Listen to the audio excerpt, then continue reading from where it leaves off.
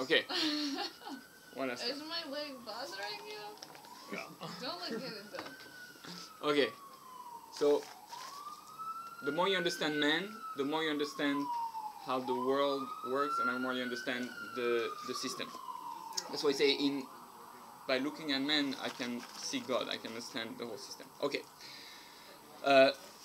One last thing before I start explaining more in depth. We have to imagine you have the 10 Sefirot. This is where God is, so to speak. And this is where we are. This is Earth, right? And the goal from Earth is to go back the steps to go back to God, right? And that has to happen in our body and in our life. So let's try to understand how it works. Hi, how are you? Good. Come take a seat.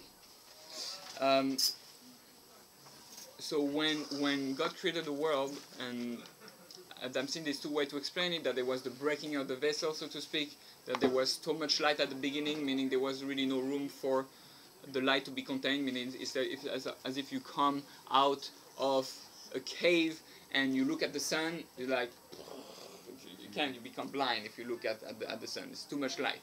So to speak, God had to break the light in pieces, the vessels that hold the light, and so that people could handle it. And some other people describe it with the sin of Adam Arishon. Adam was in Gan Eden, and he was very close to God, and he was spiritual. When we tell the story of Gan Eden, of Adam Arishon, the first man in paradise, right?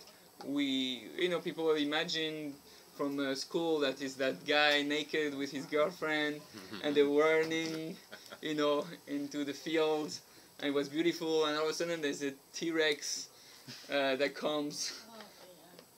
Go eat the tree, whatever, it's like... That's not how it happened? No. Oh. And that snake speaks, and very strange stories. So it's not literal? What? Not literal? It's not literal. No. But there's always a literal part, but the literal part is, they were not physical at that point. Actually, I'm talking to Kabbalah, they were on a spiritual level. They didn't have a body the way we have a body today. They were more on a soul level, like, they didn't need to, they didn't go to the bathroom, so to speak. They didn't, it's like they ate, like we were in the desert, we ate manna, and that's spiritual food, and when you ate manna, you didn't go to the bathroom. Pretty cool. I wish that, yeah. It's cool. Waste of time. Yes, Did waste they of give time. them a body after the sin? After he sinned, it's not that his body of light, just like the world was more filled with light, his body of light got transformed into a body of skin. And that's why actually it has the same, almost the same word, or, which is Aleph Vav Resh, or, and the word for skin is or, also with Ein, right? The difference is it's 69. It's like, well, that's not relevant for now. It's all Okay. 70, which is okay. Not now. So it's so easy to go in a tangent because there's so many things connected. But basically, this is the human being, and the human being has in him those 10 forces that exist, that God created. Again, everything has those 10 sefirot. If you take a cell, if you take a plant, you take a ball, everything is made of that structure, and is part of that structure. And the goal is to unify everything, so to speak, to take all those balls and put them all back to the beginning, to one, so it'd be one big ball. Same thing with human beings. At the beginning, there was one man called Adam. His soul was huge, was a huge soul, very spiritual being. When he sinned, it was like the shattering of his soul. Now he needed to reproduce on many levels, so that, many levels, 7 billion people, whatever, it's just 7, maybe 7 is 7, I don't know. So 7 billion people, and those 7 billion people have to be unified again. And when they unified again, they become like Adam Arishon at the beginning. We take all those pieces, and we are one again, like Adam. So, I just have a quick yes. question. Instead of being just like Adam, Won't we be higher? Yes, yes, very good. The goal is to go higher than Adam Arishon.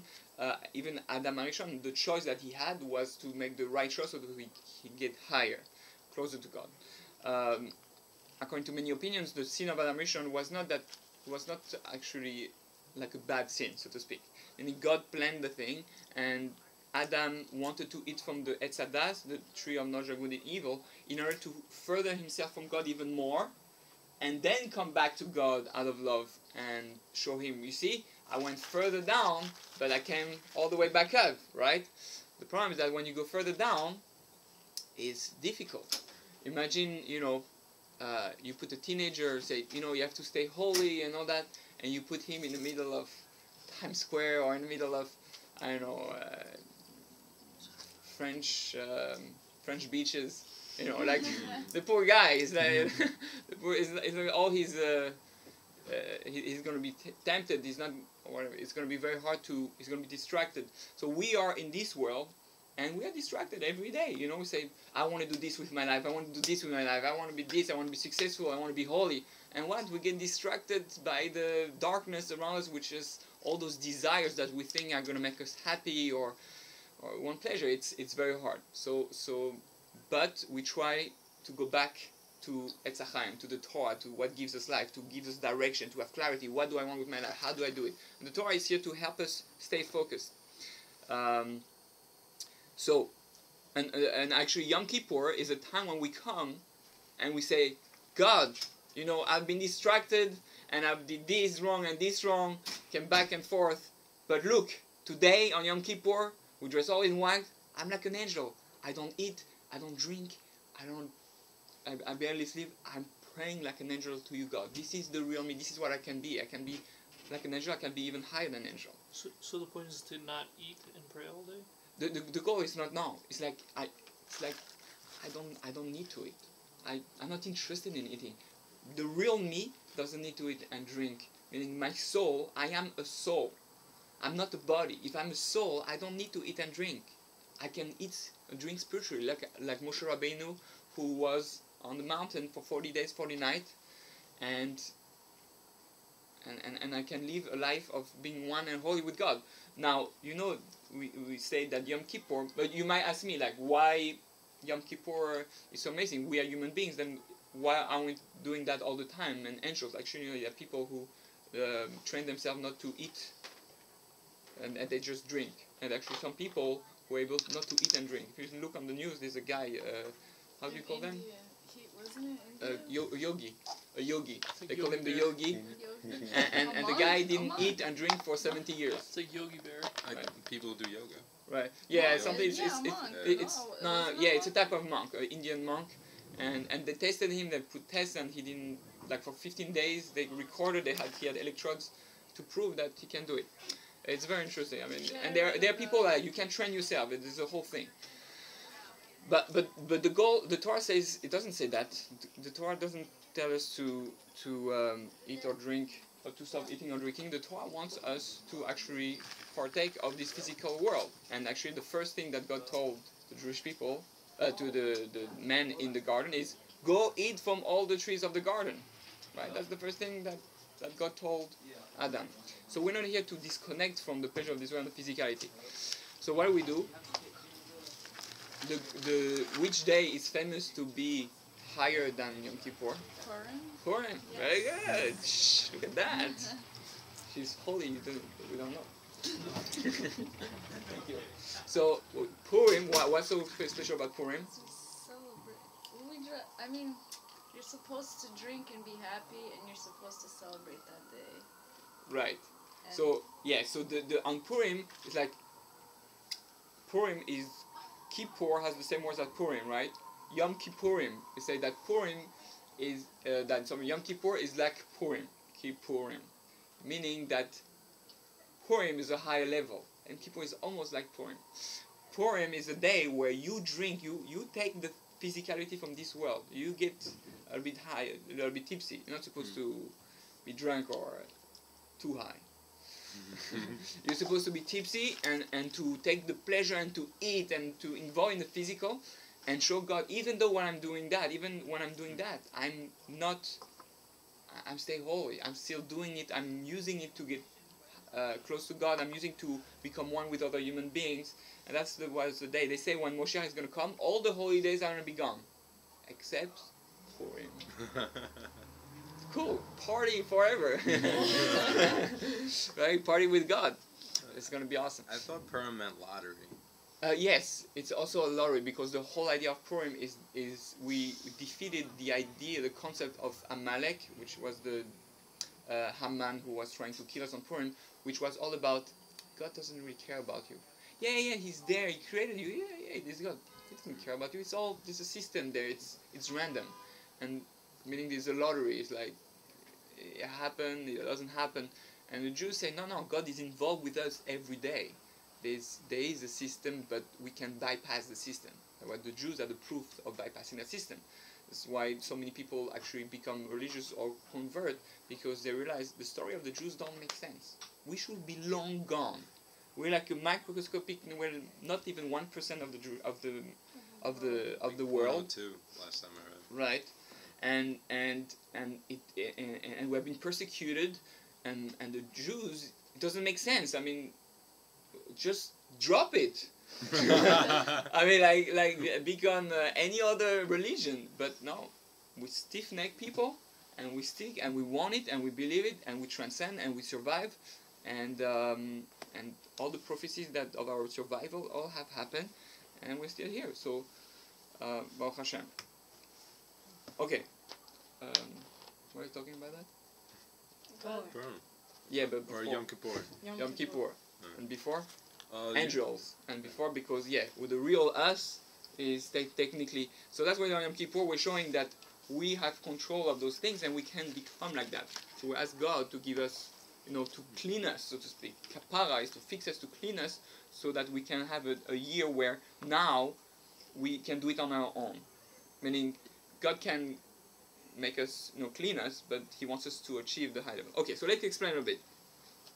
So we have those 10 powers in the human being. You have the 3 upper powers, which correspond to the head, and the 7 powers correspond to the body. Okay. I'm trying to limit what to say because there's 1,000 directions in which you can go. Trying to make the most simple way. So the head the powers of the head correspond to heaven. Meaning your head is your most spiritual part. That's why they say the soul, the neshama part of you is in the head. And the body corresponds to the physical world, earth. So the goal of the human being is to have a balance, harmony between your head and your body. Heaven and earth. Right? Balance. Your head says, that cake with too much sugar, it's not good for my cholesterol, it's not healthy, I'm not gonna eat. My body say, it's so good, come on, just a bite. Oh, yes, it's pleasure, and you feel it already. And right? So you have a constant debate between your head and your body. If you just had a head, you wouldn't sin. Or the only type of sin that you could do is like Adam. Adam didn't feel a body of physicality. He didn't feel, I want this treat. It looks like the fruit tastes so good. That's not. He had a complete intellectual choice, but still he made kind of a wrong choice. But if we always we only used our head, we'll be extremely logical, and we'll know this I can do, this I can do, this hurt, this doesn't hurt, this is true, this is not true. We'll do mistake. But we have the lower part, which is our body, and this pushes us to do things that the head doesn't want, right? And we regret it, and we come Yom Kippur, God forgive me, my body tricked me into doing that, right? So we have to understand that that there is a balance to be made, and the body also needs to be fed and to be given what it needs, but you have to think logically what it needs. Also, God doesn't want us to be just the head. He gave us a heart, He gave us a body. He wants us to use our desires, our heart, our physical to serve Him. That's why Purim is so great, and that's why we have such a thing called love. And love is one of the most important things, because love is the strongest desire of the physical body. It corresponds to Tiferet, which is the harmony of all the desire. And when you take love, it takes all your body, and you are able to elevate it towards the head, right? But again, that's the hardest job of a human being. Like they say, the distance between the heart and the brain is greater than from the sun to the moon. Right? So we are called, the job of Jewish people, in a way, is to play the role of the head, right? And the role of the non-Jewish nation is to play the role of the body, so to speak. So that's why there's 70 nations, right? Which correspond to the number 7. Right? 770 is the same thing. It's like just Broken down to 10. broken down, right? So yeah, 7 times 10. But it's the 7 always represents the lower part. So the 70 nations, and there are 3 forefathers, Abraham, Yitzhak, and Yaakov, corresponding to the head. And the goal for the head is to influence the body to reconnect to the head and to Hashem, right? That's why the Jews will receive the Torah, because the Torah is an intellectual. You have to use your heart also, but it's an intellectual approach where you learn and you learn and you learn, and then by learning you infuse the body. That's why also we're still called the stiff-necked people. What's the neck? The neck is the thing where the head and the body, right, try to disconnect together. No, yes, no, right? That's the neck. So, in a way, Passover is correspond to that. Pharaoh, the big enemy of the Jewish people from Egypt. Pharaoh is Oref, is the neck, right? And going out of Mitzrayim is Metzar, is narrow. Going out of Mitzrayim is defeating Pharaoh, who is the neck, is going out of the body and go back to the head. They say that about like a wife and a husband, that the wife is the neck, the husband is the head. So wherever the neck turns, that's where the head That's turns. That's right. Yeah, it's true. There's it's understand all those metaphors. Our whole body teaches about how we live, what's creation, how it works. I'm just gonna